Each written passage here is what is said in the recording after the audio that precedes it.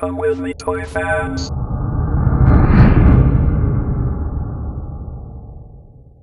In the spring of 1987, I was 9 years old, and I clearly remember the day I walked into a toy shop and saw the Action Force International Heroes toy line for the very first time. I stood in awe, gazing at the wall of carded action figures before me.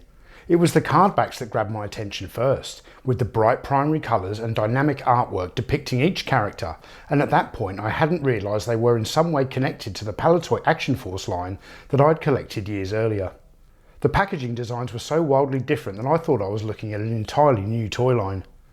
I was totally captivated by this exciting new range of figures, and after much pleading, my mum purchased a barbecue action figure for me, and my obsession with Action Force quickly took hold. Soon after picking up that first action figure, I started collecting the Action Force weekly comics, and the highlight of each week was when the local paperboy delivered the latest issue, which I would read several times over while waiting for the next week's issue to arrive.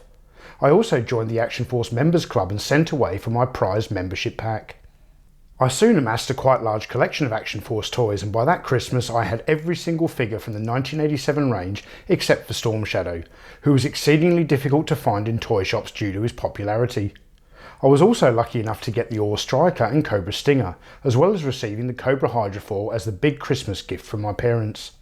It's no exaggeration to say that the world of Action Force consumed my every thought when I was 10 years old, and at that time I truly believed that this newfound obsession would last for many years to come.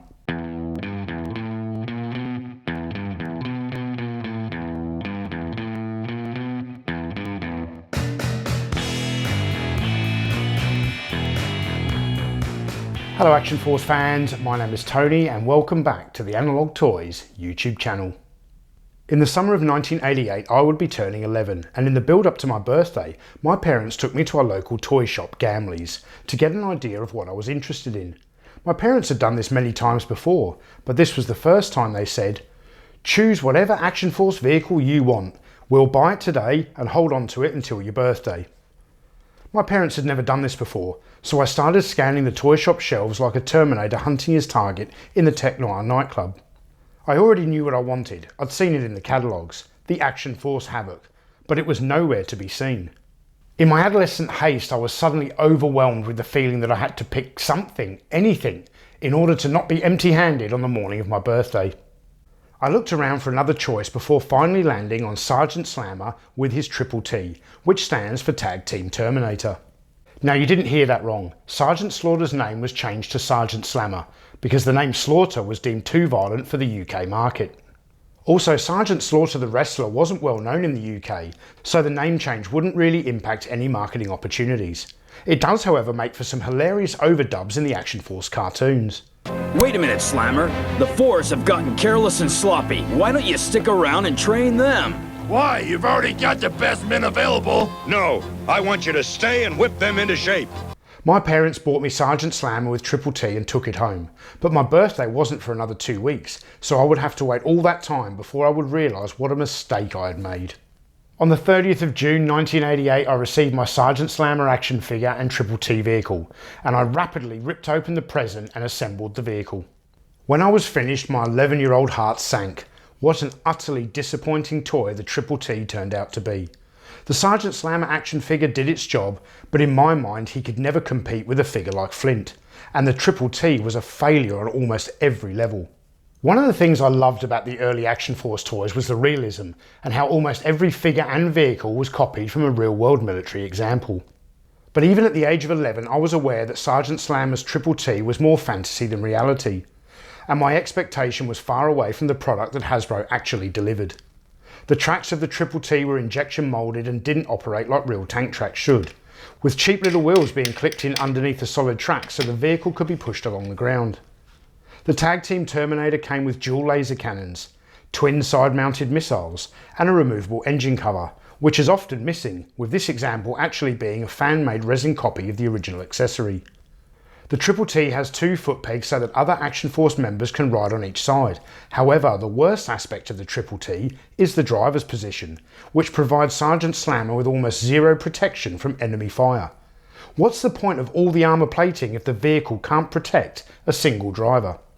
In a nutshell, the Triple T offered very little play value to a child, I mean, it's nothing more than a solid block of grey plastic. Sergeant Slammer may as well ride around on a cinder block. In my childhood disgust, I disassembled the vehicle as carefully as I could and packed it back into the original box, in the hopes that my parents could take it back to the toy shop and exchange it for something else. My mum returned to Gamley's and this time they had the Havoc in stock, so the Triple T got swapped out for the toy that I actually wanted in the first place. In the beginning I was excited to get the Havoc, but once again my expectations were far away from the reality that was delivered by Hasbro. More injection moulded tank tracks and a fantastical design that could never be passed off as a real vehicle. Action Havoc was headed into space when suddenly things moved black. Out of the heavens came the Cobra Rattler. Action Force is under attack. Will the Havoc with its twin cannons bring Cobra down to earth? Action International Hero. Havoc comes with driver, Rattler with pilot. Action Force. Although I was once again disappointed by the vehicle's design, the Havoc does offer more play value than the Triple T. The name Havoc is a classically convoluted Hasbro acronym, which stands for Heavy Articulated Vehicle Ordnance Carrier, and the Havoc is driven by Cross Country. The front canopy opens, allowing cockpit access for a driver and navigator, but weirdly they have to lie in the prone position. Just imagine how sore their necks would get driving around in this vehicle. The Havoc features a mid-gunnery post that offers even less protection than the driver's position on the Triple T. The dual cannons mounted to the gunnery post can be elevated and moved into various positions. Two smaller cannons are mounted at the rear of the Havoc along with 4 missiles, and there are platforms on each side of the vehicle where members of the Action Force team can hitch a ride. But the coolest part of this toy is the recon vehicle that's hidden behind the hinged missile doors. This single pilot fan-propelled craft has a sleek design, and when I was a child the idea of getting 2 vehicles for the price of one made me feel as though I'd just won a contest. But the appeal of that idea didn't last long. Soon after receiving the Havoc it was hidden away under my bed, and I reverted back to playing with my Ore Striker and Cobra Stinger, which were much more realistic looking toys, and that is why they appealed to me so much. With its bizarre futuristic design, the Havoc quickly became one of my least favourite toys. I would have much preferred a toy like the Mauler, but I missed out because that tank was released a year earlier in the UK.